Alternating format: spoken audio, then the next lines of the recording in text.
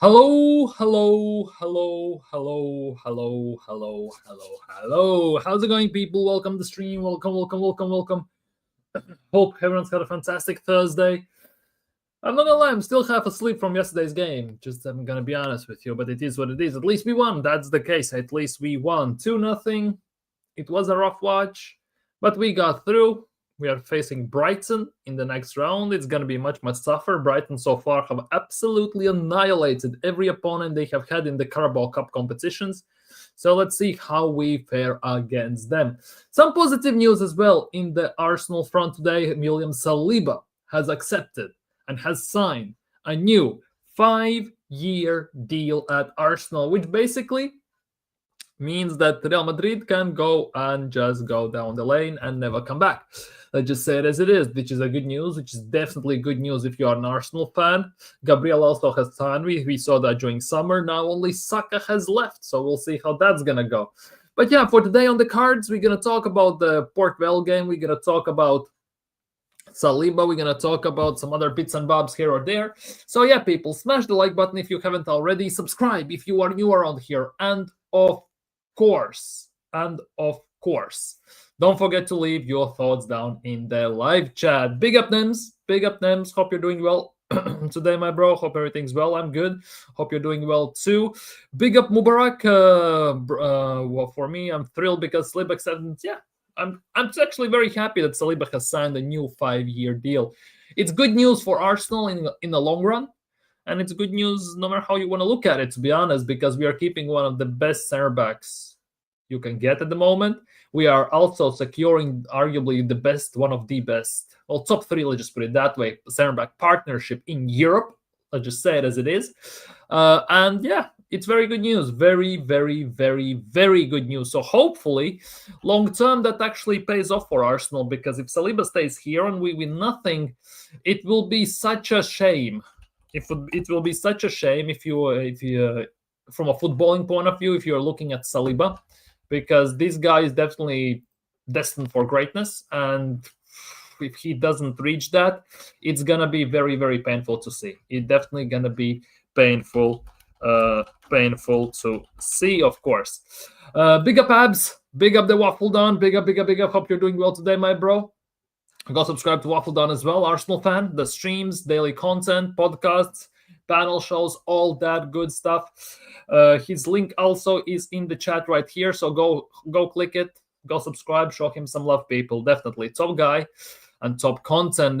Big up Umang, big up. It's me, Umang from Nepal. I couldn't know which was the League One team. To be honest, same. To be honest, I'm not gonna lie, it was painful to watch. We had 5 shots. 2 on target in the first half. 5 shots, 2 on target. We scored 1 goal. After that, it was just snooze fest after snooze fest. We recycled the ball and passed it backwards half the time. Like, it was pain and a half, to say the least. In second half, it didn't get too much better up until like 75th minute, something like that. Because by 75th minute, sorry, it was half an hour into the second half, and we had only 2 shots. 2 shots, not even shots on target. In general, 2 shots. And against League One side, who are 19th in the league, in League One, I'm not gonna lie, it is quite embarrassing, to say the least. Quite embarrassing, to say the least. There obviously are some injury scares, of course. Saka got a very rough tackle. There were some rumors and talks that Trossard was holding his hamstring after the game. Obviously, it could be just random situation. Maybe there's something to it. I don't know. Haven't looked much into it. But yeah, it was a rough watch. It was definitely a painful watch.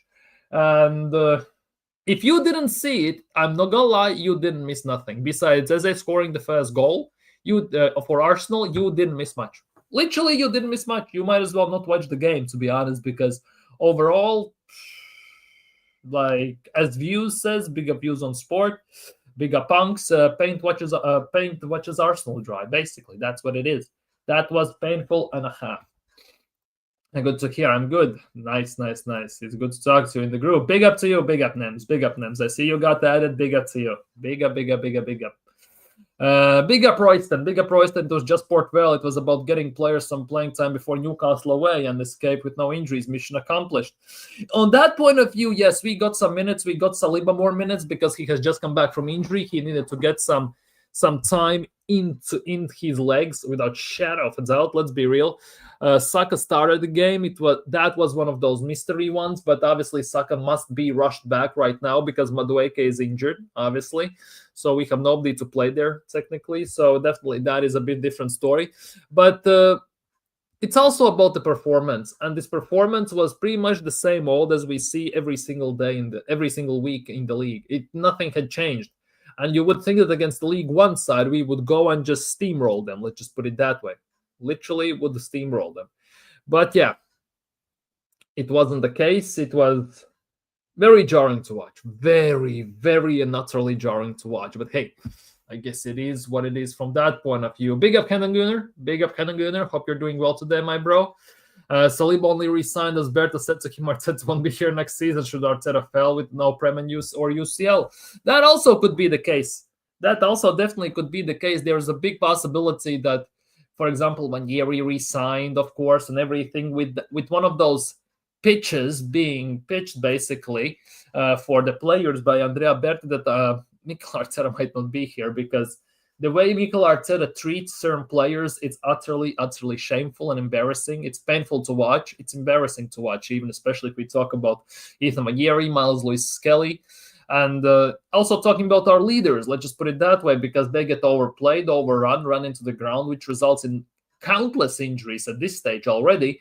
And people say we have the best depth in the league, but due to these injuries, we have to play our depth, which obviously is not as accustomed to playing as much, which means they are overplayed. They also get injured. And after that, we have nobody to even back them up. So definitely, it is painful. It is definitely painful. Big up Kwame. Big up Kwame. Arteta totally unfit for purpose. I fell asleep last night. Absolutely pathetic. Facts. 100% facts. 100%. Big up Andrew. Big up Andrew. Hope Thursday is treating you well. 100K soon. I wouldn't mind being on 100,000 subscribers. Only 99,065 away. Only 99,065 away. Only. But yeah, I don't know why Arteta played Saka yesterday. To be honest, the same. I kind of, maybe you could make an argument just because he needs game time, because he is being rushed back. Let's be real. Saka doesn't look fit at all. Let's be real. Didn't look great against Port Vale as well.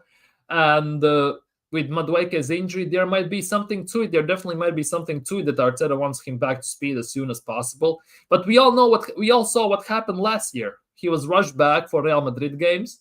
He was running on pure adrenaline. And sooner rather than later, he got injured and was out again for quite a while. So we are Arteta with these certain players, playing them, rushing them back, definitely is balancing on the edge. On the edge, because it will either make you or break you to full extent. And so far, it has broken him more than it has helped him.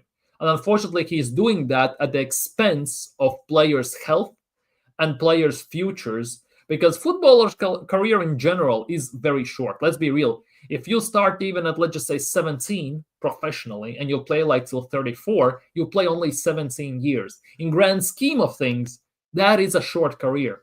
And if you actually somehow manage to make it just much shorter just because of injuries, it's even worse. It's even worse unless you're like a big top player. And by that time, you actually make like stupendous money. It is really, really, really, really, really poor and really bad and painful for the player in general, literally and figuratively. So yeah, Arteta doesn't listen. When does he ever listen? When does he ever listen? You saw the interview before the Port Vale game, what he said about about the backlash of letting the handbrake off and all this stuff. And let's be real, it was very stubborn answer, very entitled answer. And yeah, it pretty much showed everything you need to know. Definitely wasn't one of those you actually want to hear. Let's just put it that way. But yeah, 2-0. It is what it is. We got it over the line. That's what matters. But I'm not gonna lie, it wasn't a great watch. As I said, it wasn't a great watch, and this also didn't help. If you look even at the stats for the game, right? 2-0. Okay, cool. But 11 shots, 4 on target. We get the same amount of shots in Premier League, pretty much more or less, give or take one or two, right? It's definitely not good because against League One side, you would expect something more. If you want to talk about possession and passes, and then the pass accuracy, when 90% of the passes are getting passed backwards and between defenders and midfield, it's pathetic. Let's just put it that way. It's really, really pathetic. It's never gonna work. Big up most wanted. Hope you're doing well today, my bro. Hope you're doing well. But yeah, pass accuracy, 6 corners, set piece FC, ole ole, and nothing came from the set piece FC. The starting 11 was something more or less people expected. Martinelli, Merino, Saka, Vanieri, Norgard, Eze, Skelly, Mosquera, Saliba, White, and Kepa. Like, for me personally, that should have been the back line. If Ben White was fit, I would have started Ben White in general. I'm not gonna lie, Kepa should have started. I expected Mosquera, Saliba defensive duo, and then Gabriel or the Calafiore coming on for Saliba, and then a bit shifting around, and it actually also happened. It was very, very straightforward and very, very predictable. One thing I will say, though, Merino was playing in the midfield. Merino was at striker, Eze in the 8. That was something unpredicted. That was something I didn't expect, I'm not going to lie. At the same time, Eze playing through the middle was nice to see. Obviously, it wasn't great because he has Merino up top, and we scored 1 goal and basically sat back afterwards. So it wasn't, from that point of view, it wasn't great. But Eze scored his first goal for Arsenal. Merino was playing striker. The nuts part about that was, though, the fact that Merino sometimes, as a striker, dropped into the 6 role to pick up the ball, which is really, really weird for me. I'm not going to lie, because a striker should not be doing that. But Mikel Arteta wants the players to do that, which is confusing and weird. Let's just put it that way. Norgard, it is what it is. Manieri played it. He was very decent. Martinelli. Saka, from the bench, who came on? We subbed on Gabriel, obviously. Gyökeres came on, Declan Rice. Like, for me in this game, 1-0, something like that, why you're subbing on players like Gabriel Magalhaes and Victor Gyökeres? Surely you can do without them. You can put someone else in there. Because it's Port Vale, right? We should be about 3-4-0 up, and we would use youth players. Because even if you compare it to the Man City game, right, against Huddersfield Huddersfield versus Man City, that also ended 2-0, right? If you look at Arsenal's bench, right, Gabriel, Gyökeres, Trossard, Rice, Raya, Timber, Calafiore, pretty much first teamers all across the pitch, right? And if you compare the lineup to Man City's lineup, right, first things first, they had Mokasa, they had Gonzalez, Oscar Ba, Brico Lewis, Nunez, of course, O'Reilly, Trafford. And then if you look at the bench, they had Reinders, obviously, Donnarumma, and Sylvain Diaz. Okay, cool. But Jaden Heskey, Reagan Heskey, Calvin Phillips, Stephen Mufni, Caden Braithwaite, like, most of the bench is just, well, nobodies. Let's just put it that way. Nobody knows who these guys are unless you're a Man City fan or Man City under 21 teams fan. So yeah, it's a weird one, because you just know that if Arsene Wenger, for example, was in charge, there would be much more youth players in the team, and he still could have gotten the job done, and you could argue even with a better result than 2-0. Let's just say it as it is, because we have seen it before, and he would have done it again. It's always like that. Just waiting for Arteta to leave. I'm not complaining anymore. If we lose, we lose. If we win, we win. We can't sing the same song every time. It's annoying. Yeah, true. The football is atrocious, but we have to expect it and accept it as well, to be honest. Yeah, we just have to. Like, Arsenal play, it is what it is. It's a win or a draw or a loss. We can talk about it. We can critique. We can praise. But at the same time, like, there are much more enjoyable teams that play football in the world. Let's be real. If you watch, like, exclusively different teams, like, they play much better style. It's very hard not to play a better footballing style compared to Arsenal. It's very hard at this stage. Because, like, maybe the new school, gen, whatever the letter you put behind it, right? They maybe like this style. For maybe, let's just say, older fans, more experienced fans like me, like you guys in the chat and some other people, they have seen how Arsenal play. They have seen Arsenal's proper identity with attacking football, expansive football, scoring goals, great counters, and the ball movement, quick ball movement, and everything. Yeah, it's definitely for me personally. That would be a much better way to go. That would be much better way to go and much more interesting. Let's just say it as it is. Maybe they knew these Gen whatever the letters are, the Gen Sigmas and everything. They just want this slow type of football. It is what it is. Yeah, people, if you haven't already, hit the likes and subscribe as well. Helps the channel out. Put Arteta in the min. Well, hey, it's hard to argue, and I think I wouldn't even mind boring Joe's football if it brought us some silverware. Exactly, just like under George Graham. 1-0 to the Arsenal, 2-1 to the Arsenal, 2-0 to the Arsenal. Yes, it was rough watch, but he actually got the job done. He got us over the line. Arteta cannot do that, and that is the biggest difference. People would accept this boring ass style of football if we had silverware to back it up with. Unfortunately, we don't. We just have some lemon juice, some coins from players' pockets, and something like that. We don't have anything else. And that is the biggest issue, but we are playing exactly, and we are doing nothing. I think that is the biggest difference and biggest war in general.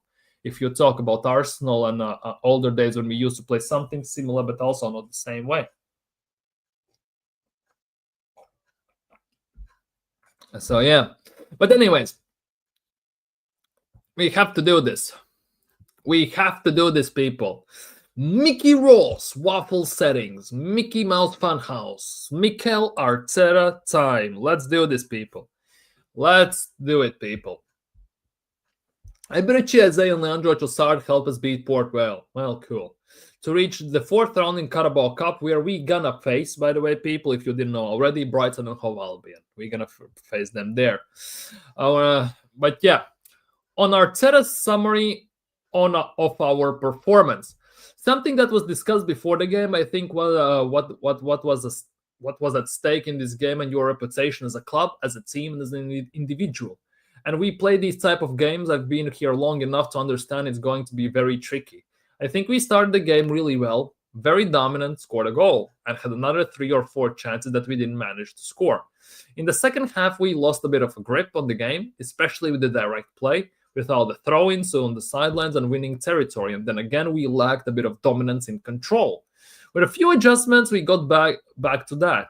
And we scored a beautiful goal, the second goal, the ball from Saliba, and the quality of Trossard on the finish is top drawer. In general, happy with the win, the clean sheet, and the debut of Kepa for us today. Eberechi's goal, his first for the club, and then the fact that even making 9 changes, the team can still perform really well. The thing is that the changes, the adjustments that got Arsenal back on track were the substitutions. And if you look at the substitutions, we subbed on our first team players. If you think like that is a proper adjustment, it is not. Let's just put it that way. It shouldn't take our best players to put game against Port Vale to bed. Let's just put it that way. I said I wouldn't mind boring fully on silver. But no, I'm tired of this football. That's boring. It's killing football. It is. Last season as well, it came to a point, it was around March or something like that, where just because I was watching Arsenal, it made me start to not enjoy football in general. Because it's such a weird damage. It does some sort of a damage to you mentally as well, that even when you watch some Barcelona play, if you watch Como play, a PSG play, teams like that, yes, it's great, but you feel kind of disconnected from the football in general. Like it's a weird feeling, definitely. It's a very, very, very, very weird feeling. Big up Eros, Benteke music in the building. Big up Eros. People, like and subscribe. Big up my boss. Big up my boss. Nothing. Arsenal 1-2 nothing. Saliba signs a new deal. That's about it. 10 likes. Let's get to 1K likes, people, dude. If we could get to 1K likes, like, I'm not gonna lie, this stream would have about 5,000 viewers if we could get to that. I don't see it happening, unfortunately. Tell a friend to tell a friend to tell a friend of a friend about a friend to tell a friend, basically, yeah. But yeah, it is what it is, I guess. Anyways, On if it was his intention to play Bukayo Saka for an hour. It was planned 60 minutes was the maximum. So if it was the maximum, why didn't you take him off sooner? We had almost five players already in the lineup that we had to get him out of different reasons, especially for a load and coming from long periods out. So we planned for that. The good thing is that nobody got injured, so he has no muscular injuries. So that's a very positive thing again. Well, that's true if we didn't get any injuries, which is always a positive. If you can get away from a game without injuries, it's always a positive, no matter what the game is, let's be real. On the fact that we can make lots of changes, yes. And what we need to do as well, apart from that, is generate the performances that we want with the players that haven't really played together, with completely different midfield that never played together before, with the front line that's different as well, Max Dauman coming in as well and connecting immediately with the team. It's a lot of positives to take from the game. Hold on. Where is it? With a front line that is different as well. We had, and I kid you not, this front line of Martinelli, Merino, Saka. I swear we had this front line last year when Havertz was injured. I swear we had this front line. It's not like they haven't played ever before.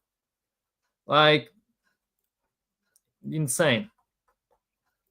On the quality of the English football pyramid, unbelievable how tough it is. And when you look at last night, Liverpool and Chelsea, and how long it took them to actually win the game, you know that you have to expect that if something different happens, great. But you know that you're going to have to really earn the right to win the games here. Well, yeah, on the competition ahead of this weekend's game against Newcastle, that's exactly what we want, that they are giving us and me those headaches, because I mean that it's such a weird sentence, that they are so connected with the team and that they really want to help the team and deserve to play, and they will play a lot of minutes. On Eze's performance, he played very centrally against the team that's obviously with a 5-4-1, they are super compact inside. That's not easy to find spaces, but he's very capable with the ball. You've seen that in another 3 or 4 actions that he's completely through and playing people through. He still needs a little more time with those guys to understand the timings, especially the things that needs to do. Then actions like that will be more consistent and better for us. In general, very good. There's still a lot more to give, I think. On if he's one of our most versatile attackers. Yes, and at the end, we want to do with him is to get him in positions, in spaces that they can create his magic moments and difference in the team. Some of that will be from wide areas, some of that will be from right or left in the relation to the opposition. On facing Brighton Hove Albion in the next round, a tough one. At least we are at home. Like, that is the nice change. Yeah, we're facing Brighton at home. That is the only nice change for pace. So that's always a positive thing, but we know they are top side. It will be difficult night. Well, no shit, Sherlock. Based on last year's performances against Brighton, wouldn't hold my breath, Genuinely would not hold my breath. Because it wasn't a pre-watch, especially at home where we lost. Well, no, we drew? We lost. We drew. 2-1, 2-2, something like that. We drew. Yeah, 1-1. But yeah. Believe. Yeah, believe. Who is he? Big up, people, and rest in peace, but who is he? Seriously, who is he? 21 years old. Damn. At 1K, you get pink hair. No chance in hell. No chance in hell. You can do that if you want, but no chance in hell. No chance in hell. Villa 1-0 up against Bologna. Fantastic. That's good for me. Good for me. I'm not gonna lie. That's very good for me. So that's definitely a positive in my book. Let me check this. We need to talk about this. So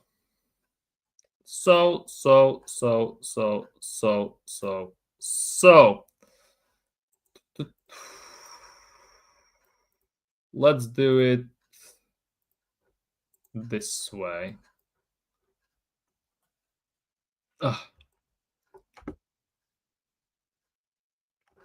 Let's do it this way. Former Arsenal youth player, he moved to Chichester FC. Damn. Well, what a shame. What a damn shame. I'm not gonna lie. But yeah, some positive news. Some positive news regarding Arsenal. William Saliba commits his future to Arsenal by agreeing 5-year contract. 24-year-old centre-back entered final 2 years of previous deal, plus Real Madrid amongst the suitors, but France international wanted Arsenal stay and expected to sign until 2030 in the coming days. Great news! Good news, as Jeremy Clarkson used to say about Dacia Sandero. Good news. But that is good news for Arsenal, no matter how you want to look at it. In all the ways, shapes, and forms, that is fantastic news for Arsenal, short term and long term. Now the question is, with Gabriel also re-signing, how long it will take for Saka to be offered a new deal? Because let's be real, that also is coming at some point. Whether he will sign or not depends to be seen. Obviously, the expectation is that he will sign a new deal and there will be no questions asked. Let's be real. But overall, for Arsenal, that is great news. We are basically securing our defensive core. Saliba, Gabriel all have signed. Also, Simba is recently joined pretty much, let's be real, so he's also most likely going to resign. Raya is here. Also long term, the left back situation, we need to resolve that, obviously, as quickly as possible. We are trying to lock down our best players. We are trying to lock down our best players, right? Obviously, the biggest question is like 2028, June, that's 3 years, yeah. The question is, who else we going to back it up with? Saliba needs medals, Arteta, and if you fail, you're finished. Yeah, I definitely believe that there is something to it. Like, they have been told that if they resign, there's a big possibility that they basically are going with that, how to phrase this properly. Andrea Berta is pitching to these players when they sign a new deal that Arteta might be going soon. If he doesn't win anything, he might be going. If the team falls quite far behind, maybe by December, Arteta is going. And I think he's trying to pitch that basically as a counterweight for everything, basically, if the player wants to leave in general.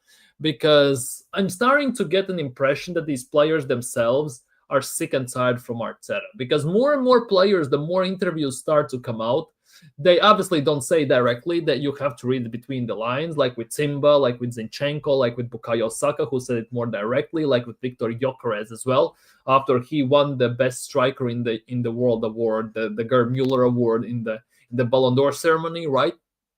He said as well, you need a coach that plays to your strengths, a team that surrounds you and plays also to your strengths. And let's be real, Arsenal does none of those. Which at the end of the day means that our players, I think, are already sick and tired of Mikel Arteta's crap. No matter how you want to look at it. Arteta is the common predominator still, in my opinion, why Arsenal are failing. And that is the case. That is the case. So we'll see. But there must be something to it, because Ranieri also re-signed, and it was a bit of a 50-50 at certain points. Like he was said that he will be guaranteed more playtime allegedly, but so far we haven't seen it whatsoever, because he started against Port Vale. Cool, he started against Bolton as well, so it means literally nothing in those terms. So it will be very interesting to see in those terms. Big up, Rich. Big up, Rich. Hope you're doing well today, my bro. Hope you're doing well. Hope you're doing well, people. Go subscribe to Rich as well, Arsenal fan. Spit only facts, says it as it is. Straight shooter, shoots straight from the hip and everything. So yeah, go people, subscribe to him, show him some love. We need Saka next. Well, we'll see when that's going to happen, because those talks about Gabriel, Saka and Saliba signing a new deal have been being talked about since the beginning of the year. Gabriel obviously signed first, now Saliba has signed. The expectations are, at least from the fan base and in general, from the media as well, that Saliba is going to be next. That Saka is going to be next. The question is when only. For all of these players, the contract runs out in 2027, so 2-year deals, 2 years left only after this season, 1 year. So they definitely need to get it done quickly and as quick as possible. The question is, though, for me, Odegaard, his contract runs out in 2028. The question is, will he still be there by that time? Especially if Arteta leaves, of course. Or what's gonna happen with that? How's that gonna go? Will Arsenal try and renew his deal as well next year, or on a year and a half later, or something like that? Because after this season ends, he will have 2 years left on his deal. And Arsenal usually start to talk about new deals when there are 2 years left on his contract. So that also is going to be very interesting to see how Arsenal are going to manage the Odegaard situation, because I don't want to say he's out of favor as of now, but for big part of the fan base, he's starting to get on our nerves. Let's just put it that way. So it will be very interesting to see how that situation develops. The biggest problem needs to go so we can move on with these brilliant players. Bear to do your magic. Facts. 100% facts. Just take it and send him back to Spain. Send him back to Real Sociedad or wherever. 100%. Send him out. 100%. Arteta hit the goddamn roll. Yeah, hit the road, Jack. Don't you come back no more, no more, no more, no more. Rich, if you're still here we go. Question for you about Arteta, which you already answered. How he feels about Arteta. This is the answer. The biggest problem needs to go so we can move on with these brilliant players. This is the answer to Eros's question, by the way. Big up, Rich, every time. I think Berta gave Saliba this contract on the premise that if Mikel Arteta doesn't end winning, he's gone this season. I don't think Saliba is happy with Arteta. I don't think so as well. Also, the same can be said about Gyökeres, because if Arteta doesn't figure out and doesn't actually start to play to his strengths properly, next month. In between next month, he also is going to get pissed off. And he already said after that Ballon d'Or ceremony, he said himself that he likes to play when he's surrounded with proper players, with players that play to his strengths so he can play to their strengths. And Arsenal don't do that. Obviously, Timber has come out and indirectly obviously talked about Arteta and said that he has told him and the medical staff that he has big pain and he cannot play, and they say he's good to go, just go and play. Arteta also has gotten shots from Zinchenko. Bukayo Saka has said this stuff in interviews that Mikel Arteta wants his attackers to defend first. When Timber is at the right back and Saka is on the right wing, he can attack more and everything. Like, there are subtle hints our players are slowly but steadily throwing out with any interview that goes along, the big interviews, obviously. So there is definitely like increasing that sense that players are starting to be fed up with Mikel Arteta. Same goes about Trossard as well, because Trossard is also not the same. Like, the way he used to celebrate his goals and how he used to portray himself and what he's doing right now especially in the last year, it's obviously night and day as well if we talk about Mikel Arteta in those terms. So it's definitely something food for thought on those ways. Yeah, here is Rich's link, people. Subscribe to Rich99 Arsenal, people. Go subscribe to him. Show him some love. Here we go. Exactly. Now I want the real Rich answer. He knows the answer. The stubborn, smug prick, or how he calls him. Yeah, here we go. Arteta, stubborn, smug prick. Here we go. There it is.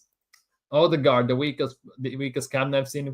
It's not hard, to be honest. Like, he hasn't set the bar too damn high in terms of captains. Like, Gallas as a crying captain, Odegaard as a weak-ass captain. Like, I'm not gonna lie, I'd rather take Gallas, as weirdly as it sounds, and just say it as it is. Arteta must go. Facts. Gabi should be our new captain without shadow of doubt. By the way, speaking of captains, when Saka came off yesterday, right? Did anyone notice that for the brief moment until Gabriel came onto the pitch for Saliba, right? Mikel Merino was the captain of Arsenal. Mikel goddamn Merino was captain of the Arsenal. Where does that make any sense? Because as far as I know, the pecking order of the captains is Odegaard, Saka, Gabriel, Rice, or however they are mixed up there. Obviously, none of them were on the pitch as Saka came off. But to give the captaincy to Mikel Merino, whether you like it or not, to be honest, he was the most senior player at the club. Maybe Raya, technically, or Timba. But besides that, he was the most senior player at the club. Maybe that's why he was the captain. I don't know. But that really got my head burning and spinning when I saw that Mikel Merino is running around the pitch with the captain's armband, right? That really was a nuts one. I'm not gonna lie. It's actually insane. Congrats to Jokeres. He should know. He should know now that he's not winning that with Arteta. No, definitely. That could be the only individual trophy Jokeres wins under Arteta, and that is also not thanks to Arteta, but thanks to Sporting Lisbon. Let's be real. Let's not kid ourselves here, people. That is the case. Until Arteta goes, Jokeres might not see any other individual, in any other individual. What's its face? Awards whatsoever, unless he gets nominated and wins the Sweden Footballer of the Year or something like that. Otherwise, I don't see him getting anything. Although Isak is a bigger shout, especially with Liverpool's position, and they are better positioned to win anything this season than Arsenal. Yeah, there it is. Big up AFC always. Big up AFC always. Hope you're doing well today, my bro. Hope you're doing well. I feel sorry for you. I'm not gonna lie. You drove 4 hours up to Stoke City to our home ground to watch Arsenal stink out the place against Port Vale. Not gonna lie, I feel very, very, very, very, very, very sorry for you. And my camera today also agrees with me and disagrees with Mikel Arteta, as you can see. Need to check it quite a few times. But yeah, hope you're doing well. And if Vigilante is in the chat, big up to Vigilante, because I literally don't see him in the chat. Maybe some messages are not popping up, but big up Vigilante if you're here. Big up, big up, big up. These Arteta parrots love to defend him so ridiculously. Arteta can't get us over the line. Exactly. On FO, yeah, exactly. I was also very pissed off. Very pissed off. The captaincy means nothing to Arteta. He dishes it out like candy, basically. And whenever the guy who is the captain, if you talk about candy, that's one of those candies nobody likes as well. It's made of plastic, tastes like literally like a sheet or something, like just bleh, and all this stuff. What about the Arsenal don't like speaking? They don't. They don't like speaking facts because don't like you or anyone, to be honest. I've seen this on podcasts, on YouTube, Twitter, TikTok, Reddit, and everything. Wherever you go and you start to say some direct stuff, instantly they get hella defensive and it turns to insults. The nuts part is when I have spoken to some of these Arteta cultists, let's just put it that way, right? When I say, let's just, for example, Arsenal should change the way they play, maybe. Arsenal should be more attacking, more expansive. Arsenal needs to improve on player management, makes maybe some more subs at halftime. It's all fine. We can debate, we can talk. But as soon as I replace this word Arsenal with Mikel Arteta, and I say Arteta must be playing attacking football, Arteta needs to stop playing this pragmatic style. Arteta needs to be better at squad management. Arteta needs to start making subs earlier and everything. Instantly, they kick off like a volcano. Literally. They start to insult you. They say you're toxic, you're negative. How dare you speak about that, about the manager and all this stuff. It's actually quite insane. I'm saying when it comes to football, Arteta must forget the words relatives, friends, and star that depends on, because for Arteta, it's all relatives, it's all friends, it's all family, and it's all lovey-dovey. Why should have got the ban for those few minutes? Maybe. There's also a possibility of that. Big up, people. Big up. The Arteta parents are just Kansan, Simiu, Igal, Christian, and the Stricto plus AFTV who don't make any sense. To be honest, I was watching the Dan Potts' roundabout, right? With Stricto, with Ligano, with who was else there? There was Brandon, there was D, and there was DJB, and all them, man, right? And dude, Stricto just, oh my god, I almost fainted when I heard Stricto speak some stuff out there about Arsenal and Arteta. It was actually insane, to say the least. I can't. What's my favorite color? Well, I don't have anything specific. Let's just put it that way. I just like what I like. Like there is no reasoning behind the colors when I buy some things, like when I buy clothes or something like that. Obviously, for everyday life and work and everything, I much more prefer dark type, like black clothes and everything like that. But in general, my favorite color, if I have to pick one, let's just put it that way, I'd say blue. I would say blue most likely. See, Nem's favorite color is pink. You like what you like, I guess. Spanish buyer shoehorning his trash Merino into the teams. No, the if I have to go. Yeah, that is the case. He is like he's signing Spanish bowlers, but how many Spanish bowlers we actually have in the squad? Merino is not it. Zubimendi could be it. Mosquera could be it, and Raya. Well, he's a goalkeeper. You can't say he's a bowler in those terms. So yeah, it's all up in the air. When at least Wenger was here, we had quite a few French bowlers, the usual ones like Henry, Vieira, Pires, and all them. And like we actually had a few. Let's just put it that way. I can dig it, yeah. Big up, people, big up. Hit the likes if you haven't already. But yeah.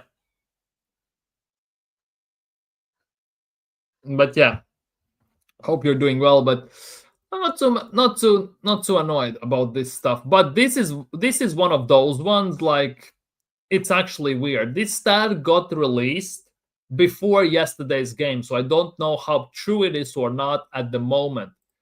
But this is the one. This stat makes no sense to me. Our so-called left back has attempted more shots than any other Arsenal player this season's Premier League. Where does that make sense? Our left back has more freedom than any other player in the team. Our left back has more freedom than our attackers. 10. Calafiori has attempted more shots than any other Arsenal player in this season's Premier League. Like, that is actually insane. Because that means that Calafiori has had more shots than, obviously, Madueke, Martinelli, Trossard, Gyökeres, by the way. We are 5 games into Premier League, and Calafiori has more shots than Gyökeres. Where does that make sense? A left back has more shots than your main number 9. Like, what? This style, this system Arteta is playing, it's killing our attack. It's really like regressing our attack. It's making it much, much, much worse. And we are playing this so-called possession control type of football, which doesn't help. I would say about 80 to 90% of our attack and attackers in general.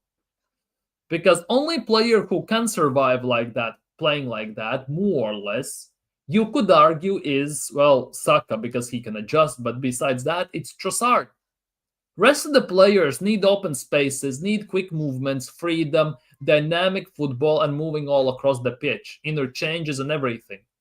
Like, Gyökeres needs that. Saka needs that as well. Madueke needs that. Eze needs that. Martinelli was thriving on that 22-23 season.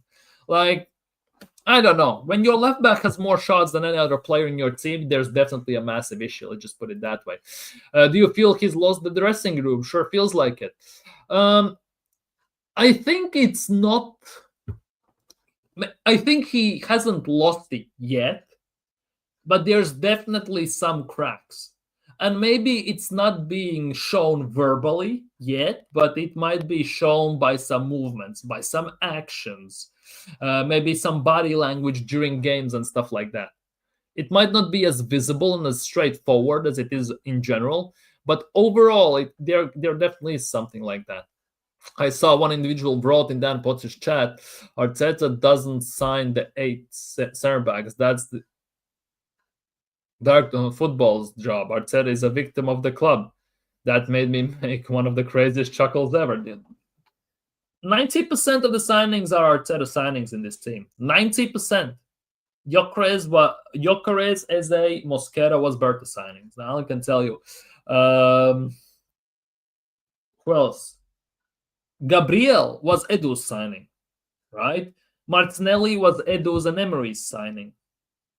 So there are few players that are not Arteta's, but mostly they all are Arteta's signings. I was told that I'm not an Arsenal fan, and I hit bad. I've been supporting Arsenal since you were wearing Pamp. Yeah, you might as well say that you were supporting Arsenal while he was swimming in his old man's sack. The same thing applies basically. Might as well said that. Same reason, same meaning, same everything. Let's be real. But yeah, that is the case about everything. But hey, people say what people say, unfortunately, and like one of those things, like when you talk about people and their opinions, people's opinions are like buttholes. Everyone has one, right? Some just stink more than others. Let's just put it that way.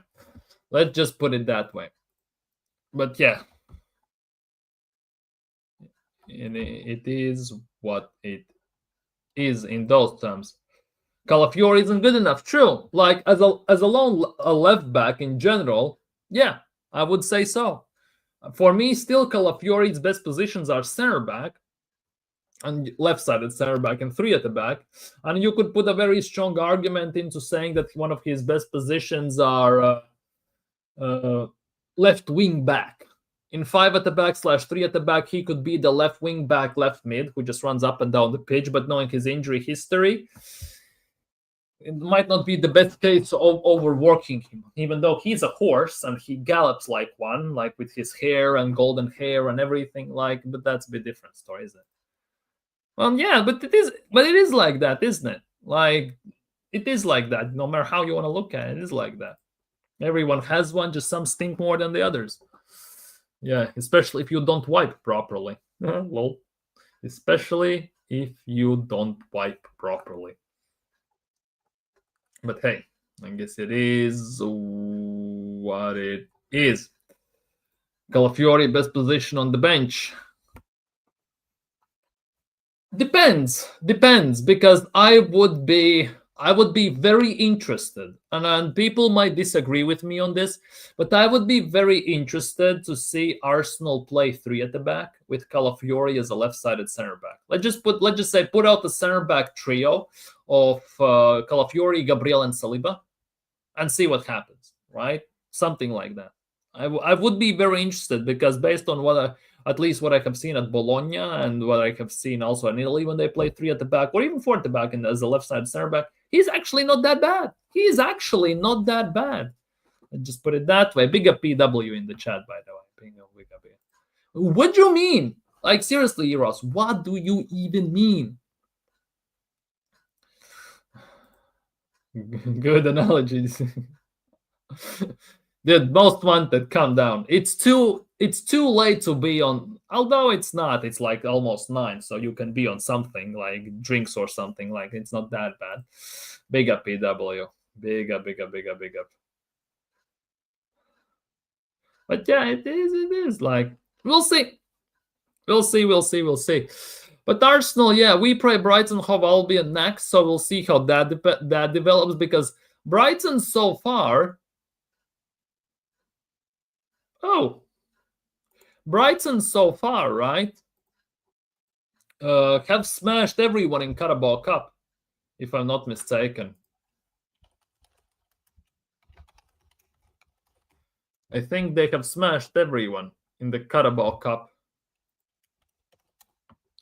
They have been, yeah, see, like that. This is the biggest thing. Where is Brighton? Brighton basically have smashed everyone in Carabao Cup. So it's very interesting how that's going to work because they smashed Barnsley 6-0. Where is Barnsley? Barnsley are 6th in the League One. Barnsley are 6th in the League One. We play a team that is 19th in the League One. And they put 6 past Barnsley. And before that, they played Oxford United. Where is Oxford United? Let me check where is Oxford United. Oxford United are 20th in the championship. They are in the championship even. And they smashed them, where is it? Also 6-0. So Brighton so far have been relatively on cruise control, 6-0 2 times. Let's see how we fare against them when they are literally on fire. I remember losing to them in the same competition a couple of years ago at home. It's Brighton. Yeah. Brighton is going to be tough. Last year, we also didn't fare too good at Emirates, at least, against Brighton with the red card and everything. So we'll see. We'll see. I have a PTSD with Brighton in Carabao Cup. Last time we played them in Carabao, they smoked us 3-1. Exactly. They smoked us 3-1 at home. This is the game that PW is talking about. It's that game. Yeah, exactly. To be honest, last year in Premier League at home, we played a 1-1. We nearly lost that game. If Havertz could finish his dinner, we could have won that game. So it goes both ways. Like, it's actually kind of nuts. MLS is a better left back. Yes. The nuts part is that it's true, in my opinion. The nuts part is that it's true. It was such a dull match as they so disappointing. Merino was awful. And he was the captain for the game as well for a brief while. So that makes it even worse. That makes it even worse, people. But there is something very interesting. Remember this guy? Arsenal wanted to sign him. Well, we were linked with him. Didn't want to sign him. We were linked with him before we signed Andrea Berta. Here we go. Roberto Olabe as the new president of football of operations at Aston Villa. It's very interesting. Very interesting, because he was near Arsenal and Arsenal decided to sign Andrea Berta instead, which is obviously for me the better option. But hey, who's going to talk about here? I never go into Arsenal match expecting a loss, but this week I am make that make sense. Like, it's very hard. It's very hard for me as well. Like, I have predicted losses for Arsenal in the recent times in certain games, right? I talked about it in Liverpool. It will be either a draw, and I can see us also losing. Then again, I thought it might happen, but I predicted a win. It's very hard for me to predict a loss. And I have done it before, and unfortunately, we have lost those games. So it's very painful as an Arsenal fan to go into a game and based on what you see on the pitch, week in, week out, stay positive and hopeful that something is going to happen in your way, because we all know that Arteta is not going to change. We all know that. And going out just alone from that point of view, this is what you're feeling most wanted. This is what you're saying based on that, just alone. You don't want to expect a loss, but this week against Newcastle away, make that make sense. Because Arsenal, wait, let me check this. Arsenal versus Newcastle. It's not great. It's not great, no matter how you look at it. Arsenal versus Newcastle is not great.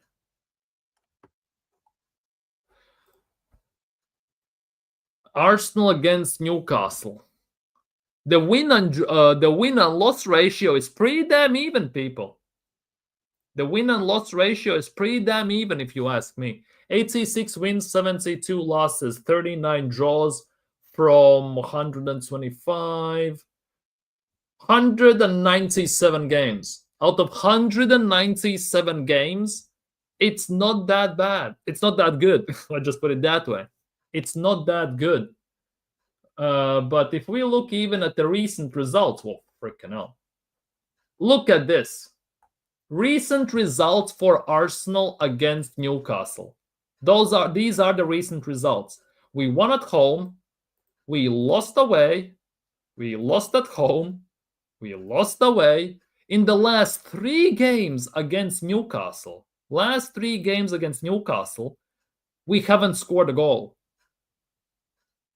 In the last 3 away games, we haven't scored a goal against Newcastle. Last 3 away games, 1-0, 1-0, 2-0. This is actually painful if you look at it in those terms. And since Mikel Arteta took over Arsenal, right?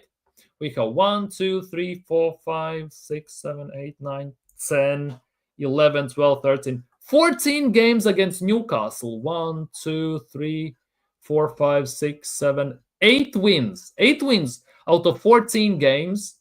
1 draw and 1, 2, 3, 4, 5 losses, which on paper is very even. Then again, if you look in the last 2 years, from November 2023 till May 2025, we have played 1, 2, 3, 4, 5, 6 games, and we have lost 4. 4 games in last 6 we have lost to Newcastle. It's actually insane. Genuinely insane. In last 5 games, we have 40% win ratio against Newcastle. In the last 5 games. Like, that is definitely not filling me with confidence whatsoever, is it? Not filling me with confidence whatsoever. Eddie Howe has Mikel Arteta's number on speed dial when it comes to playing him. 30% we lose, 30% we draw, 30% we draw 1-1. Oh, 30% we draw 0-0, 30% we draw 1-1, 10% we win. That's what I'm feeling. And is it nuts that it's 90%? 90% of you expect Arsenal not to win. No, feel that Arsenal are not going to win. 90% of you is feeling that Arsenal are not going to win. We better be on our guard because Brighton will be ready for us in the 4th round. 100%. 100%. And next month, don't we have another international break? We have October international break as well. When do we play Brighton? When is Arsenal Brighton in Carabao Cup? Arsenal Brighton December. When is the next round of Carabao Cup?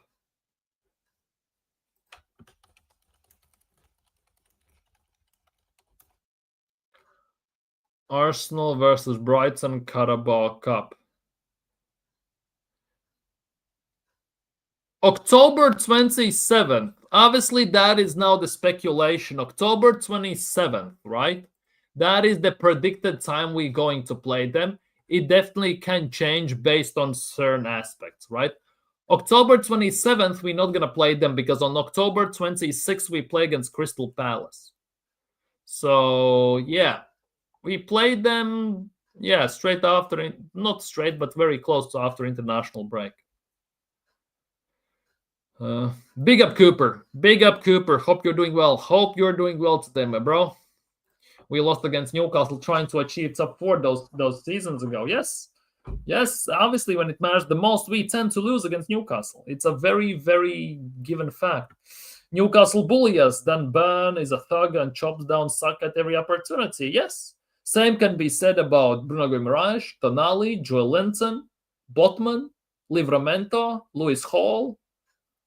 Like, they have countless of those players that will bully you, destroy you, and get physical with you. And it's very evident that Arsenal don't like when teams get physical with them.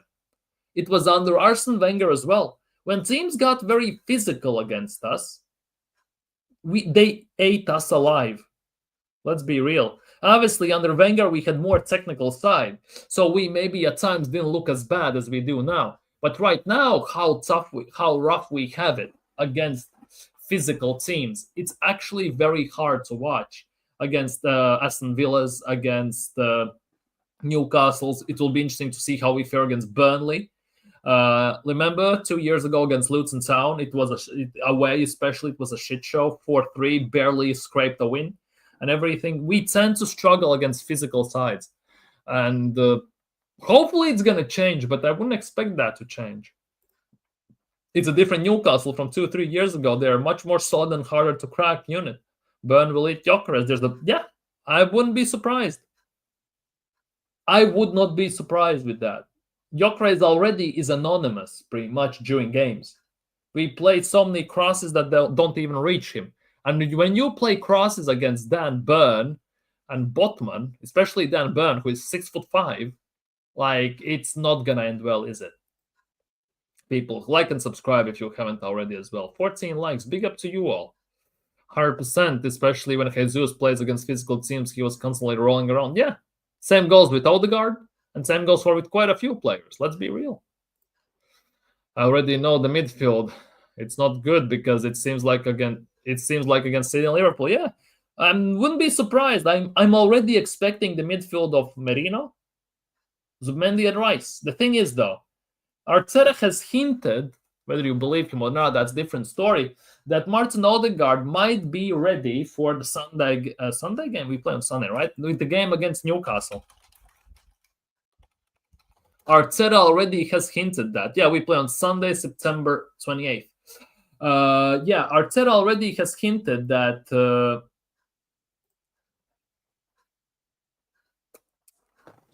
that Odegaard might be ready. And if Odegaard plays against Newcastle, it's going to be hell on earth.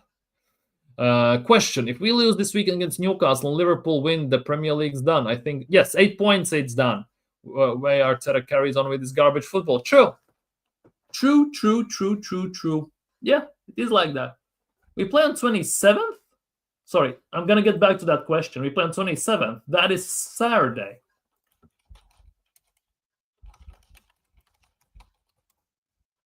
Why does it say we play on Sunday, the 28th? Don't we play on Sunday, the 28th? I literally thought we play on Sunday. Friday, Saturday. Yeah, we play on Sunday. Sunday, the 28th. We play on Sunday. 27-10. Oh, that's the Brighton game. Yeah. Yeah, I just clocked it. You mean Brighton game?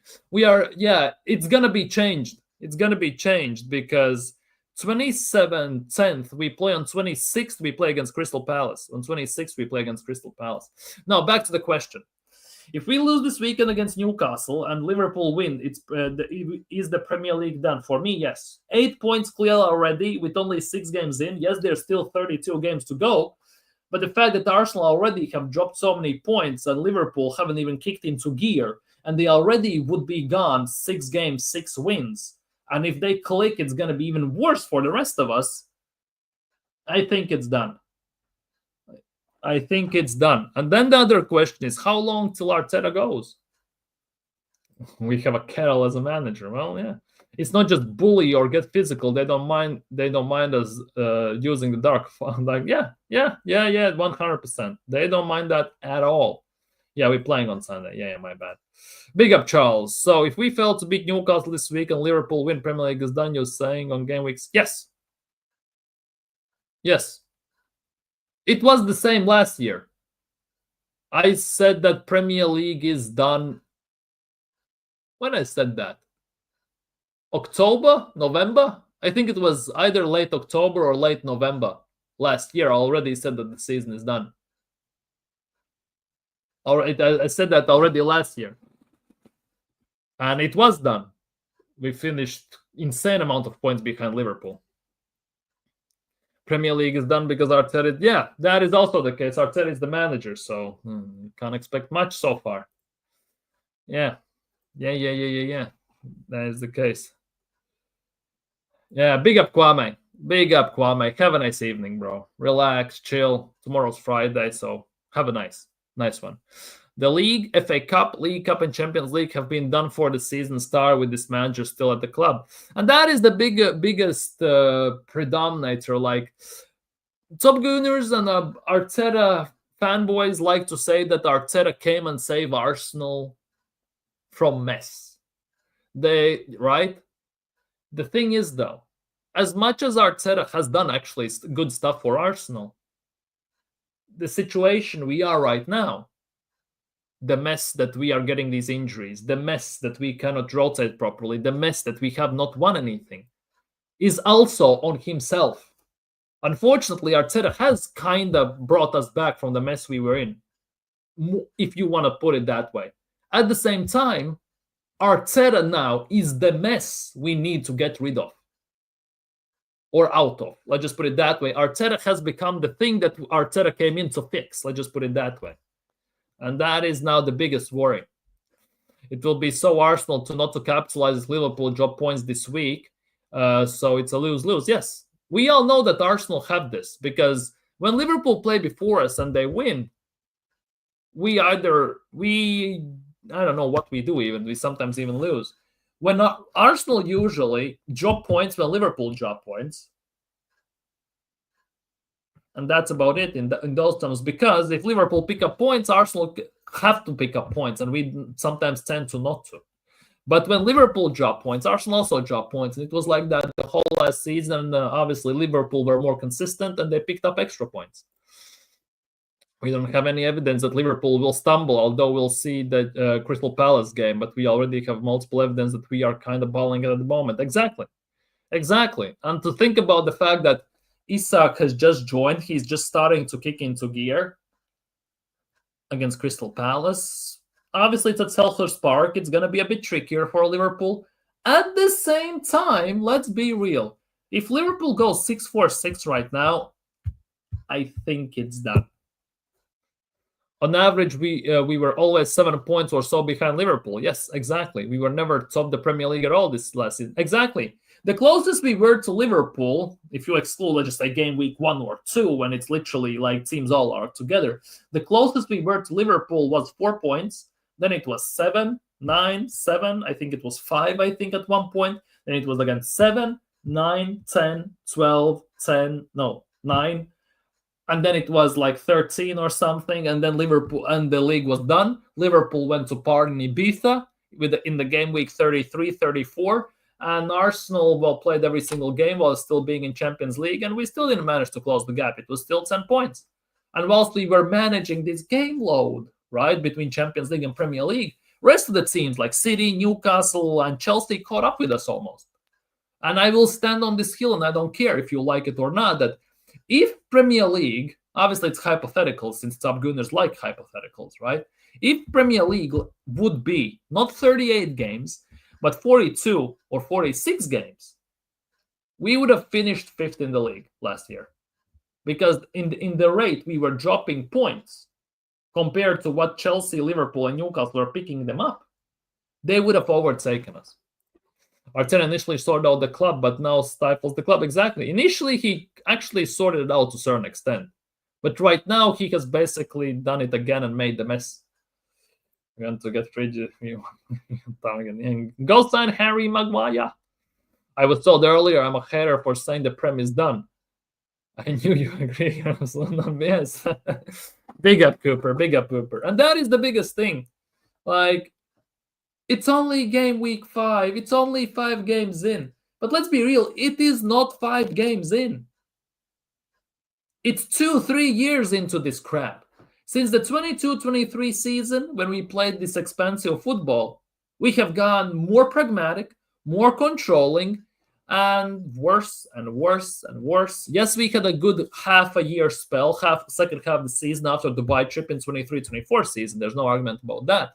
At the same time, if you kind of even pull a line and separate after that till today, it's gone worse and worse and worse. It's been more pragmatic, more boring, more controlling, and with less output as well. Less output and less threatening. Because, like, we lost the league from being 8 points clear, and we lost the league while chasing the league, which basically proves that Arteta cannot get it done whilst being ahead or chasing it. And last year, we were 10 points. We finished 10 points behind Liverpool.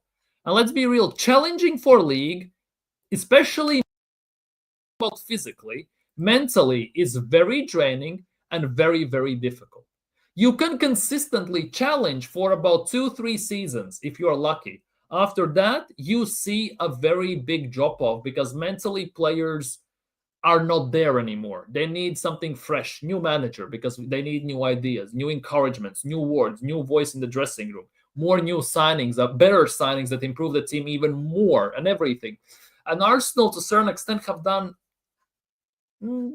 partially that, but not all of that, right? And that's why we are falling more back, more and more. Big up, Cooper, big up. I instead go to Target and get me fridges and bus. Oh, bloody hell. See, you said then there's Arsenal as a whole.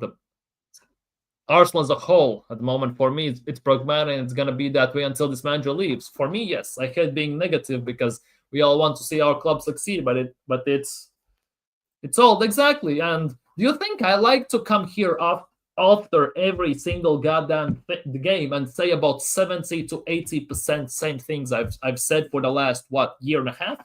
You think I like that? You think I enjoy that? No, I don't. Obviously, I want Arsenal to win. But I'm not going to sugarcoat it. I'm not going to sit here patiently and wait until, rabbits start to fly, monkey types of Hamlet, hell freezes over, or some crap like that, and Arteta pulls a rabbit out of the hat. I'm not going to do that. I'm going to say my thoughts. I'm going to say what I feel. I'm going to call it as it is, the way I see it. I hate this myth that Arteta sorted out the mess at Arsenal. There was no mess to sort out. To a certain extent, yes, there was nothing to sort out. We just need a proper manager and proper players in with proper guidance. That's about it. Because if our club was in such a mess, right, financially, you could say that, right? But that's not on Arteta. That's on Lewis, Garlic, and all them, man. We cannot talk about mess when that team that is a mess wins an FA Cup. That is the biggest thing. And this